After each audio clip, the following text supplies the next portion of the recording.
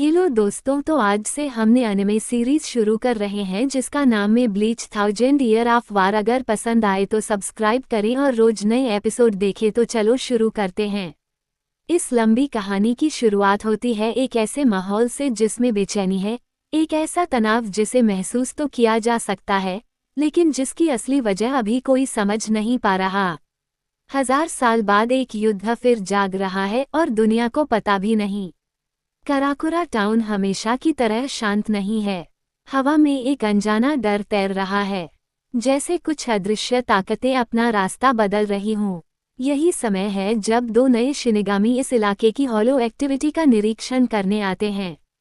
रयुनोसुके Yuki और शिनोज़ाकी दोनों नौसिखिए हैं, पहली बार असली दुनिया में ड्यूटी पर आए हैं और उन्हें इस बात का अंदाज़ा नहीं कि कराकुरा टाउन कितना खतरनाक हो सकता है। रात घिर चुकी है, सड़कें खाली हैं। अचानक एक अजीब सी आवाज़ हवा में फैलती है, होलो के आने की चेतावनी।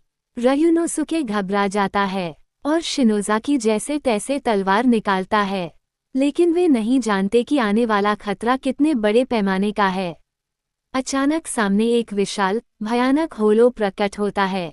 उसका शरीर टूटी फूटी हड्डियों जैसा, चेहरा लंबा, चीख डरावनी और उसकी किलिंग इंटेंट इतनी तेज कि दोनों शिनिगामी कांप जाते हैं। शिनोज़ाकी हमला करता है, लेकिन होलो उसे पकड़कर जमीन पर पटक देता है। रयुनोसुके डर के मारे एक कदम पीछे हटता है। उसकी आंखों में साफ दिखता है, उसे ये सब सिखाया तो गया है, पर असली लड़ाई के डर के लिए वह तैयार नहीं था। होलो उसकी ओर दौड़ता है। रयुनोसुके की नज़र धुंधली पड़ने लगती है। वह चिल्लाता है और तभी एक तेज चमक, एक धुआं, एक काटने की आवाज़। होलो बीच से दो हिस्सों में कट जाता है और उसके सामने खड़ा है इचिगो कुरोसाकी। उसकी एंट्री इतनी दमदार है कि जैसे वह अंधेरे को चीर कर आया हो।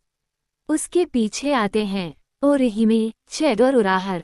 एक एक करके बाकी होलोस को वे एफर्टलेसली खत्म कर देते हैं। रयुनोसुके ये देखकर बेहोश हो जाता है। ओरिहिमे तुरंत उसका इलाज करती है, अपनी हीलिंग एबिलिटी से उसे स्थिर करती है। यहाँ से पता चलता है इचिगो की टीम अब पहले से कहीं ज्यादा मजबूत है, लेकिन उन्हें भी नहीं पता कि वे तूफान से पहले की शांति में खड़े हैं। योजक चिन्ह, योजक चिन्ह, योजक चिन्ह। सीन बदलता है। अब हम पहुँचते हैं सोल सोसाइटी में, जहाँ एक बड़ी समस्या आकार ले रही है। 12th डिवीजन में मिहियुरी कुरोत्सुची एक रिपोर्ट पेश करता है। कई जगहों पर होलोस बिना किसी पदार्थ के खत्म हो रहे हैं। कोई स्पिरिचुअल रेजिड्यू नहीं बचता। इसका मतलब है कि उन्हें किसी अत्यंत तीव्र तकनीक से हटाया गया है, न कि मारा गया।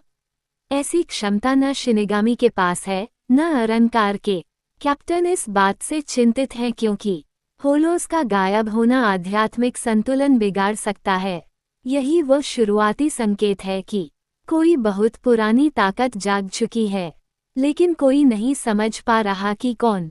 सोल सोसाइटी का माहौल और भी तनावपूर्ण होता जा रहा है। कैप्टन कमांडर यामामोटो अपने ऑफिस में बैठे हैं।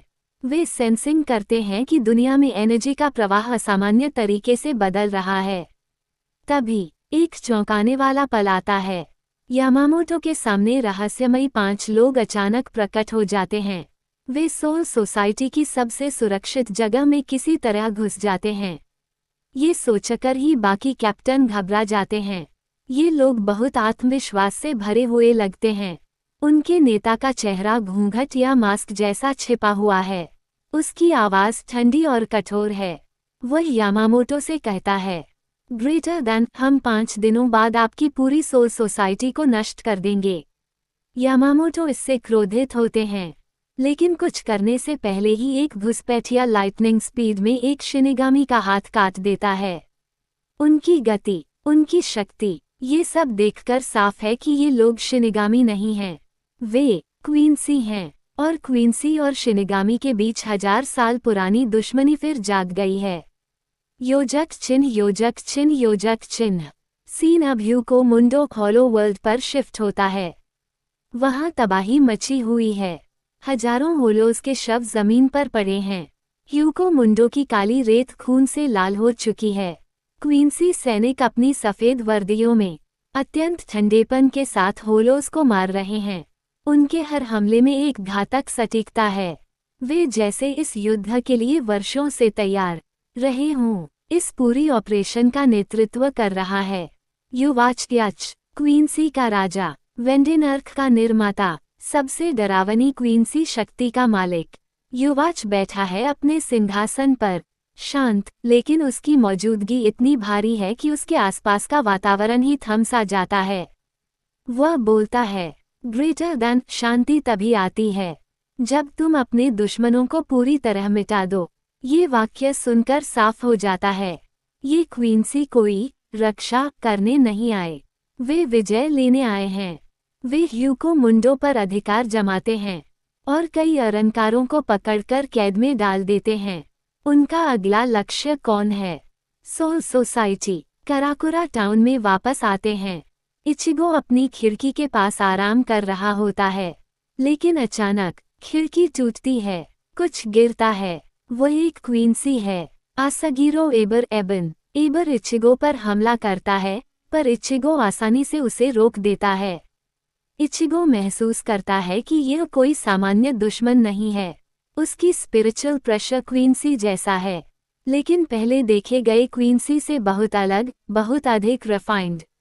एबर इचिगो को प्रवोक करता है, कहता है कि वह सिर्फ उसका टेस्ट लेने आया है।